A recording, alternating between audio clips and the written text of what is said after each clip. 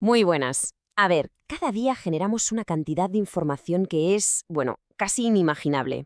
Pero, ¿alguna vez nos hemos parado a pensar cómo conseguimos que todo ese caos tenga algún sentido? Pues hoy vamos a meternos de lleno en los cimientos de nuestro mundo digital, las bases de datos, y a ver cómo consiguen transformar todo ese desorden en claridad. Pensemos en algo cotidiano. ¿Cómo es posible que una aplicación, una cualquiera, recuerde los datos de millones y millones de personas a la vez? Ya sea nuestra lista de reproducción, las preferencias de una serie o el último producto que dejamos en el carrito de la compra. ¿Cómo lo hacen?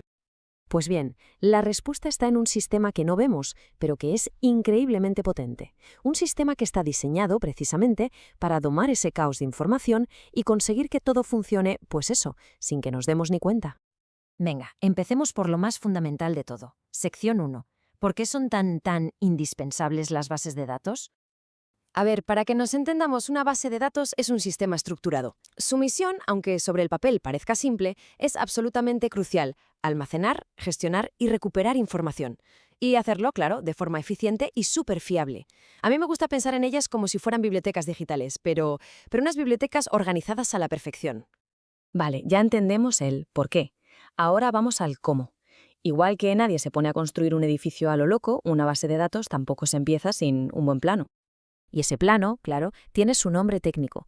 Es el modelo entidad-relación, o para abreviar ER. Es básicamente un esquema visual, un dibujo, que nos ayuda a diseñar cómo se van a conectar entre sí todas las piezas de información. Y lo más importante de todo es que esto se hace antes, mucho antes de escribir ni una sola línea de código. A ver, este modelo lo que hace es simplificar la realidad en tres conceptos clave. Primero, están las entidades, que vendrían a ser como los sustantivos de nuestra base de datos: un estudiante, por ejemplo, o un curso. Luego tenemos los atributos, que son sus características, sus propiedades, pues el nombre del estudiante. Y por último, las relaciones, que son como los verbos que unen todo. Un estudiante se matricula en un curso. Fácil, ¿no? Con el plano ya listo, es el momento de definir la estructura. Pasamos a la sección 3, el modelo relacional. O sea, cómo vamos a organizar los datos en la práctica. Y aquí es donde entra el que es, vamos, el estándar de la industria, el modelo relacional. Este modelo lo que hace es organizar toda la información en tablas, que técnicamente se llaman relaciones. Pensemos en las típicas hojas de cálculo, con sus columnas y sus filas. Eso sí, aquí hay una regla de oro. Cada fila tiene que tener una clave única, algo que la identifique sin la más mínima duda. Fijaos en esta tabla de estudiantes. Es el ejemplo perfecto. Cada fila es un estudiante distinto y está identificado por su Student ID, que es único. Las columnas, como First Name o Major, pues son sus atributos. Gracias a esta estructura, la información de Elvira, de Alex o de María está perfectamente ordenada y es súper fácil de consultar. Pero ojo, aquí hay un peligro que siempre está ahí, la redundancia de datos. ¿Qué pasaría si un estudiante cambia de especialidad y tenemos su información copiada en 10 tablas distintas? Sería un caos absoluto tener que actualizarlo todo. Bueno, pues para evitar este desastre existe un proceso clave, la normalización. Es, por así decirlo, el arte de organizar las tablas para que no haya datos repetidos y para garantizar que la información sea siempre coherente. Al final, el objetivo es súper simple pero potentísimo: que cada dato se guarde en un único lugar. Lo que se busca es tener una sola fuente de verdad. Así, si algo cambia, solo se actualiza en un sitio y esa corrección se propaga por todo el sistema de forma automática. Es genial. Bien, ya tenemos el plano, tenemos la estructura lógica, es hora de coger las herramientas y empezar a construir de verdad. Vamos con la sección 4, construyendo la base de datos con DDL. Para esto se usa el DDL, que son las siglas del lenguaje de definición de datos. Pensemos en él como si fuera la caja de herramientas del arquitecto. Contiene todos los comandos para crear y modificar la propia estructura de la base de datos, las tablas, sus reglas, sus conexiones, todo.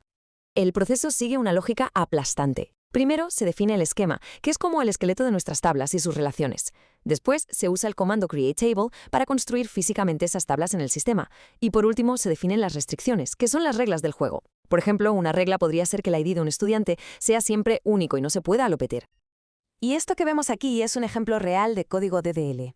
La orden createTableStudents es la que inicia todo, y dentro de los paréntesis definimos las columnas. Student ID será un número entero, int, y la clave principal, primary key.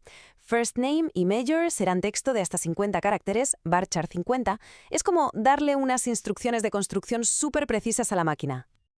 Vale, la estructura ya está construida, lista para empezar a llenarse de datos.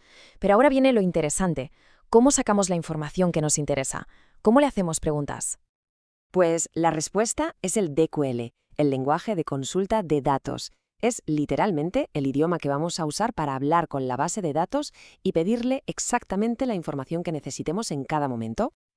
A ver, para que quede súper claro, la diferencia clave es esta. El DDL es el arquitecto, el que diseña y construye la estructura con comandos como create. En cambio, el DQL es como el investigador o el bibliotecario que busca y recupera información de esa estructura que ya existe, usando sobre todo el comando select. Y la consulta más básica de todas, la primera que se aprende, es esta.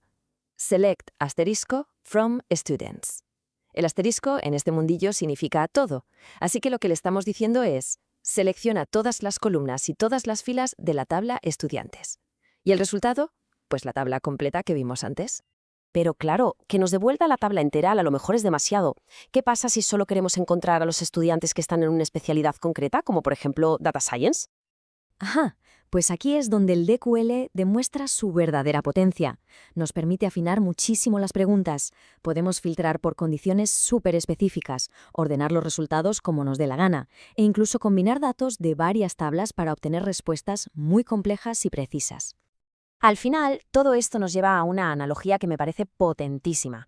Si la información es el nuevo petróleo del siglo XXI, las bases de datos son los motores de combustión que lo convierten en energía. Son esa fuerza invisible que impulsa casi toda la tecnología que usamos a diario.